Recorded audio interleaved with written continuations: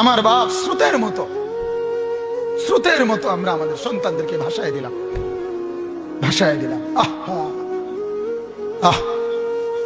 চোখের পানির বড় দাম বাজান, আল্লাহর কসম, মুখের হাসির চাইতে চোখের পানির বড় দাম।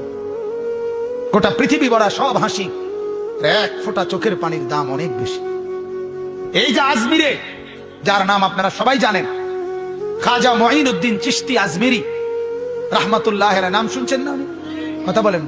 90 লক্ষ বেঈমান যার হাতে কালেমা পড়ে মুসলমান হয়েছে। 9 লাখ না 90 লাখ। এই বড় পীর, আরে এই খাজা মঈনুদ্দিন চিশতি রাহমাতুল্লাহ আলাইহি, উনি একদিন 15 দিন সফর করে এসে ওনার মাকে বলছিলেন, মা, এই 15 দিনে আপনার সন্তান, আমি আল্লাহর দিকে মানুষকে দাওয়াত দিতে গিয়া মা, প্রায় 7 লাখ মানুষ আমার হাতে কালেমা পড়ছে মা। তখন কিতাবে আছে, আমি নিজে কিতাবে, উর্দু কিতাবে পড়ছি। খাজা মঈনুদ্দিনের মা বলছে, মঈনুদ্দিন, আল্লাহর কসম বাপ, এটা তোর জবানের বরকত না, বরং এটা আমি মায়ের পবিত্র দুধের বরকত। বলছে মানে মা? বাপ, আমি 2 বছর তোকে দুধ খাওয়াইছি। আল্লাহর কসম, এই 2 বছর দুধ খাওয়াইয়া কোনদিন বিনা অজুতে তোকে এক ঢোক দুধ খাওয়াইনি। আমার পবিত্র দুধের বরকতে আল্লাহ তাআলা তোর জবানে বরকত দিছে, যার কারণে তোর হাতে মানুষ কালেমা পড়ছে। মা, আজ কোথায় আমাদের সেই মারা? কোথায় সেই মারা? এই বেনামাজি সন্তানের মা পরিচয় দেয় কেমনে?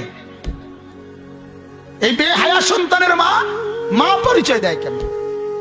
এই জন্য আমি দিবানিশি বলি বাজার, যে ঘরে ছেলে নামাজ পড়ে না, মেয়ে নামাজ পড়ে না, বিবি নামাজ পড়ে না, আহা, আল্লাহর কসম, উচিত ছিল ওই ঘরের বাপ মা চিৎকারে কান্দা। ওই ঘরে কান্নার রোল পড়ার কথা ছিল, ওই বাবার চোখে পানি ঝরার কথা ছিল, ওই মা চিৎকার করে কাঁদার কথা ছিল যে হায় আমার কি হবে, আমার সন্তান তো নামাজ পড়ে না, আমার মেয়ে তো নামাজ পড়ে না। আল্লাহর কসম, এটা হওয়া কথা ছিল মুসলমানের ঘরে। আজ কোনো পেরেশানি নাই। বাবার চোখের সামনে, দাদার চোখের সামনে সন্তান নষ্ট হয়ে যাচ্ছে। স্বামীর চোখের সামনে স্ত্রী বেপর্দা হাজারো ছেলেকে, হাজারো পুরুষকে তারই টাকা দিয়া কিনা গহনা অলংকার, পাউডার, স্নো মাইকা, রাস্তার লম্পট খারাইয়া মুতে এরম বেদফ এগুলারে দেখতে বললে তার বেড়ি বাইর হয়। হ্যাঁ, আর এই অপদার্থ স্বামী এটা হজম করে। তোরে জামাই হইতে বললো কে বেড়া? আত্মমর্যাদা যার নাই। হযরত সাদ ইবনে আবি ওয়াক্কাস, একজন সাহাবী রাদিয়াল্লাহু তাআলা আনহু, একদিন বলছিলেন যে আল্লাহর কসম, আমি যদি কোনোদিন 1 মিনিটের জন্য দেখি আমার বিবিকে কোন ভিন পুরুষের সাথে অন্যায় অবৈধ কোনো কথা বলে, আমি সাথে সাথে তার গর্দান ফেলে দেব। আল্লাহর নবী সাল্লাল্লাহু আলাইহি সাল্লামের হাদিসে আছে, নবীজি শুনে এই কথা বললেন, সাদ, তোমার আত্মমর্যাদা যদি এরকম হয়, আমি মুহাম্মদের আত্মমর্যাদা তার চাইতে বেশি। এরপরে বললেন, সাদ, আমার মাওলার আত্মমর্যাদা আরো বেশি। আমার আল্লাহ এমন অশ্লীল, এমন বেহায়াকে 1 বিন্দু রহম করবে না, 1 বিন্দু ছাড় দিবে না। যুবক, প্রতিটা নজরের হিসাব তোমাকে দিতে হবে। ভাত খানার নাম জিন্দিগি মনে করো না। হ্যাঁ, সারাদিনে ভাত কতটি খাও আর টুটু টুটু করে ঘুরো, অসুবিধা কি? হ্যাঁ, এটারই জিন্দিগি ভেবো না। জীবন মানে মোবাইল একটা, জীবন মানে একটা মোটরসাইকেল, হ্যাঁ, জীবন মানে সিবা ফ্যান, জিন্দিগি মানে এই মাথার চুল এগুলারে শয়তানের মতো কাটায়, এগুলো জীবন কয়, এগুলারে জিন্দিগি বলে? বলেন পৃথিবীর কোন বইয়ে এগুলারে মানুষের জীবন বলে? মোটরসাইকেল, মোবাইল, সিবা ফ্যান, টুটু করে ঘুরে রাস্তার পাশে মেয়ে হাঁটে, তুমি পিছে পিছে সামারের মতো, হ্যাঁ, ছাগলের মতো তুমি পিছে পিছে হাঁটো। অপদার্থ কোথাকার! এটা কোনো জিন্দিগি হলো? এই জিন্দিগির চাইতে মরে যাওয়াই তো ভালো ছিল বেটা। কয় নারী দিয়ে তুমি চলবা? হ্যাঁ, কয়জন বেড়ি দরকার? কথা বলেন না। একটা ছেলের কয়টা বেড়ি দরকার? আস্তাগফিরুল্লাহ। গুনার মধ্যে ডুবে গেছে, নাফরমানির মধ্যে ডুবে গেছে ছেলেরা, অস্থিরতার মধ্যে ডুবে গেছে।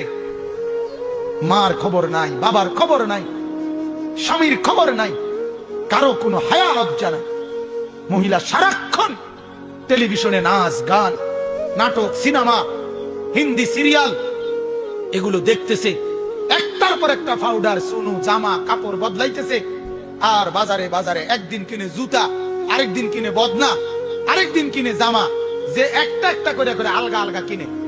এক লগে কিনতো না, কারণ এক লগে কিনলে তো একবারে কিনে হয়ে গেল। এক দোকান থেকে কোনো খরচা করে না, এক দোকান থেকে খরচা করলে 1 ঘন্টা লাগাইয়া যে পাউডার তৈরি লেগেছে, এটা যদি কমপক্ষে 30টা দোকানে না দেখাই দেয় তো খরচা উঠাইয়ে না। এটা খরচ আছে না, পাউডার, সুনু, ফেয়ার এন্ড লাভলি, মেকআপের এটা খরচ আছে। তো এই খরচাও তো উঠাই তৈব। হ্যাঁ বলেন নাউজুবিল্লাহ, বলেন নাউজুবিল্লাহ। আমার মাকে জিজ্ঞেস করেন, আপনার মেয়েকে জিজ্ঞেস করেন, কারে দেখাও? তোরে যারা দেখে ওরা তো দুশ্চরিত্র, লম্পট, আরে মুত্তা ফানি লয় না, দুর্গন্ধওয়ালা যাদের ফ্যান, এরম অসভ্য, এতে দেখতে লাভটা কিটা? কথা বলেন না কেন? কোন ভালো মানুষ দেখে? কোন নামাজি লোক দেখে কোনদিন? কথা বলেন।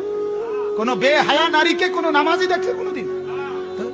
আর যে দেখে তার কলিজাটা, যেই যুবক কোন বেপর্দা নারীরে দেখে, দেখার পরে তার দিলের মধ্যে এই বেডিরে নিয়ে, এই মেয়েটাকে নিয়ে কল্পনাটা কি আসে, এটার আল্ট্রা রিপোর্ট করা, বাইর করা হয়। আল্ট্রাসোনোগ্রাফি রিপোর্ট যদি বের করা হয়, তাইলে দেখা যাবে ওই যুবকের কল্পনায় ছিল এই নারীর উলঙ্গ ছবি। উপভোগের কল্পনা ছাড়া, জিনা ব্যভিচারের কল্পনা ছাড়া আর কিছু ভাবছিল? এটাই তো রিপোর্ট আইবে, ঠিক কিনা বলেন? আল্লাহ যদি বলে, বান্দা আমার দেওয়া চোখে আমার ঘর কেন দেখলাম? আমার দেওয়া চোখে গত 1 বছরে কোনোদিন আমার কোরআনের একটা পৃষ্ঠা কোনোদিন কেন দেখলা না? আপনি কি বলবেন? কি বলবেন? বলেন। লিসানান, আল্লাহ তাআলা বলেন, আমি কি তোমাকে একটা জিহ্বা দেই নাই? বলেন দিছি কিনা? আল্লাহ যদি বলেন, বান্দা আমার দেওয়া এই জিহ্বা, এর বিনিময়ে আমি কি একটা জিকির পেলাম না? আমার নামটা কি একটাবার উচ্চারণ হতে পারলো না? আপনি কি বলবেন? বলো না ভাইয়া। আজ সারাদিন যার মুখে একবার মালিকের নাম উচ্চারণ হলো না, তুমি কি জবাব দিবা? এজন্য মনে রাখবেন, সুম্মা লাতুসআলুন্না ইয়াওমাইদিন আনিন নাঈম। আল্লাহ তাআলা এই কথা স্পষ্ট বলছেন, আমার বান্দা আমার দেওয়া প্রতিটি নিয়ামত আমি আলাদা আলাদা আলাদা আলাদা তোমাকে জিজ্ঞেস করি। হাদিসের মধ্যে আছে, আল্লাহর নবী সাল্লাল্লাহু আলাইহি সাল্লাম বলেন, সাহাবী ও হযরত ওমরকে বলছে, ওমর জিন্দেগিতে যতটা খেজুর খাইছো, প্রত্যেকটা খেজুরের শুকর কি আদায় করছো? আল্লাহ তাআলা সেটা জিজ্ঞেস করেন। আল্লাহর নবী বলছে, ওমর জিন্দেগিতে যত ঢোক পানি খাইছো, প্রতি ঢোক পানির নিয়ামতের শুকর কি করছিলা? আল্লাহ এটা জিজ্ঞেস করেন। আপনি কি ভাবছেন? আল্লাহ তাআলা এখন ছেড়ে দিয়েছেন, তা আল্লাহ বলে রাখছে। দেখা, আল্লাহ নিজে বলছে, ইন্না ইয়াউমাল ফাসলি কানা মিকাতা। আমি তোমাদের ভালো মন্দের পার্থক্য, ন্যায় অন্যায়ের পার্থক্য, সৌভাগ্য দুর্ভাগ্যের পার্থক্য করার জন্য মিকাতা, একটা ওয়াক্ত, একটা সময়, হাসরের একটা মাঠ, কিয়ামতের একটা সময়, পরকালের একটা বিচার দিবস নির্ধারণ করে রাখছি। এই জন্য না এখন মাতি না। কথা বুঝেন নাই আপনি? আল্লাহ বলেন, আমি এমনি খাইতে দিছি। এই দুনিয়াটা আল্লাহর একটা আম দস্তরখান, মানে খোলা দস্তরখান এই জমি। আল্লাহ বলেন, এটা আমি বিছায় রাখছি, দেখো না দস্তরখানের মতো, এটা আমি খুলে রাখছি, সবাইকে এখানে ভোগ করার অনুমতি দিছি। ডাকলেও না ডাকলেও, মানলেও না মানলেও, সেজদা দিলেও সেজদা না দিলেও, মুসলমান হলেও কাফের হইলেও, এমনকি মানুষ হোক জানোয়ার হোক, সবার জন্য আল্লাহর এই জমিনে উপভোগ করা, দুনিয়া ভোগ করা, জমিনের সম্পদ ভোগ করার অধিকার আল্লাহ বলেন আমি সবাইকে দিয়ে রাখছি। এজন্য রোদ বৃষ্টি, আলো বাতাস, আগুন পানি, সকাল দুপুর আলো হাতা বাতাস, সবকিছু সবার গায়ে লাগে, উপভোগ করে।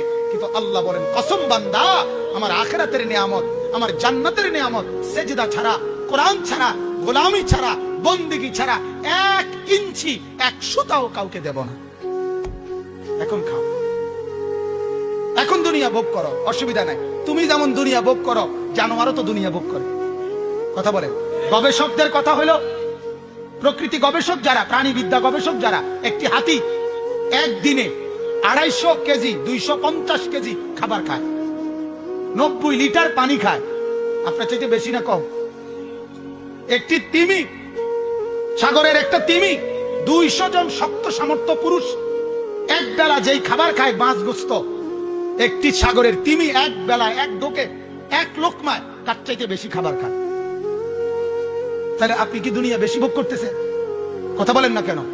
বাঘ, ভাল্লুক, চতুষ্পদ জন্তুগুলো দুনিয়া তার চাইতে বেশি ভোগ করতেছে না? তো আপনি বেশি কি পাইলেন? আপনার বাড়ি যদি হয় 20 শতক জায়গা, রয়্যাল বেঙ্গল টাইগারের বাড়ি পুরা সুন্দরবনটা। কথা বলেন না কেন? পদ্মার ইলিশের এরিয়া পুরা পদ্মা নদীটা। তাহলে আপনি বেশি কিতা? আপনি কিতা বাড়ি লিয়ে ফুডাঙ্গিরি মারেন?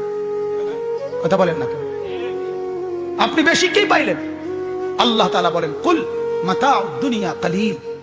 আল্লাহ বলে, বান্দা তামাম দুনিয়াটাও যদি তোমাদেরকে দেই তাও তো কালিল, সামান্য, সামান্য, কিছু না। ওমাল হায়াতুদ দুনিয়া ইল্লা লাহবুন ওয়া লাইব। আল্লাহ বলে দুনিয়া এটা তো খেলতামশা। অর্থাৎ বান্দা বিল্ডিং করে, আল্লাহ কয় তামসা করে। কি করে? তামসা করে, তামসা। এতে জমি কিনে, আল্লাহ তোমার তামসা না। সেজদা কই? গোলামি কই? বন্দিগি কই? জিকির কই? আখিরাত কই? যাকাত কোথায়? হজ কোথায়? আমার গোলামি কোথায়?